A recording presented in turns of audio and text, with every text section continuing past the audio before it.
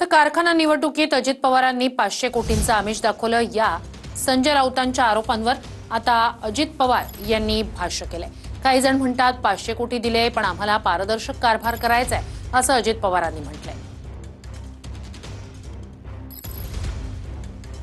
500 कोटी रुपयाचं आमिष दाखवलं बागदार खान।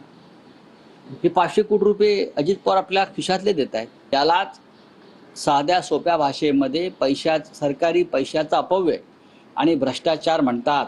इथं सांगायचे अजित पवारांनी 500 कोटी रुपये देतो म्हणून सांगितलं, म्हणून असं झालं तसं झालं।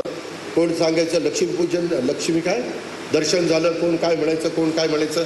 काय होतं, पराभवाला खूप वेगवेगळ्या पद्धतीनं नावं ठेवली जातात आणि मग ते कुणावर तरी दुसऱ्यावर ढकलायचं। ठीक आहे, तो त्यांचा अधिकार आहे, पण आम्ही सगळ्यांचा आदर करणार आहोत। आम्हाला काही वेडवाकडं करायचं नाही, आम्हाला पूर्ण पारदर्शक कारभार करायचा। टेंडर निघताना सगळ्या काही गोष्टी होताना एमडी मी पुरुषोत्तम दादा आणि आमचे पृथ्वीराज बापू यांच्या देखत सांगतोय की त्यांची पण आम्ही तुलना करणार की त्यांचं टेंडर बघायचं केवढ्याला गेलं, खाल्यानाचं केवढ्याला गेलं, आमचं केवढ्याला गेलं। ठराविकच लोकांना इथं टेंडर मिळतात हे मला माहिती मिळालेली, खरी का खोटी मला माहिती नाही। काहींना तर टेंडर दिलीच जात नाही, असं चालणार नाही। छत्रपती संभाजीनगरमध्ये अतिक्रमणाविरोधात कारवाई करण्यात आली। 600 कर्मचारी आणि 350 पोलिसांच्या बंदोबस्तात ही कारवाई करण्यात आली। शेकडो जेसीबी आणि वाहनं कारवाईसाठी आणण्यात आली होती।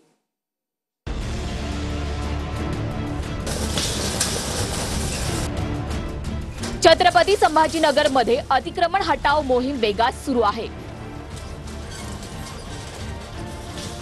शहराच्या इतिहासात पहिल्यांदाच अतिक्रमणाविरोधात मोठी कारवाई सुरू आहे।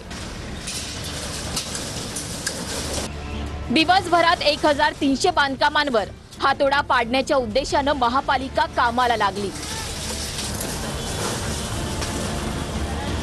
1350 मालमत्तांवर मनपाने मार्किंग केली। यामध्ये 500 पक्क्या बांधकामांचाही समावेश आहे। 600 कर्मचारी आणि 350 पोलिसांच्या बंदोबस्तात ही कारवाई सुरू आहे। शेकडो जेसीबी आणि वाहनांचा ताफा या कारवाईसाठी जुंपलाय।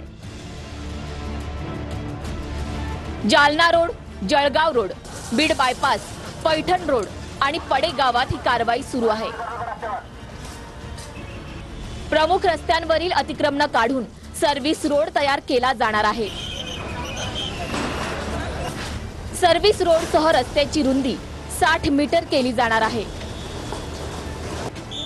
अडथळा निर्माण करणाऱ्यांवर थेट गुन्हे दाखल करण्याचा महापालिकेचा इशारा आहे। जर त्यांनी कारवाईमध्ये अडथळा आणण्याचा प्रयत्न केला तर निश्चितपणे त्यांच्यावरती महानगरपालिकेने FIR दाखल करावा असं उच्च न्यायालयाने निर्देश दिलेले आहेत आणि त्याचबरोबर माननीय उच्च न्यायालयाने हे पण निर्देश दिले आहेत की ते स्वतः होऊन कोर्ट ऑफ कंटेम्प्टचा त्यांच्यावरती गुन्हा दाखल करतील म्हणून। निश्चितच एका कालावधीनंतर त्यांना मुदत दिलेली होती आणि मुदतीनंतर देखील ते जर सरकारी कामात अडथळा जर आणत असतील तर त्यांच्यावरती कायदेशीर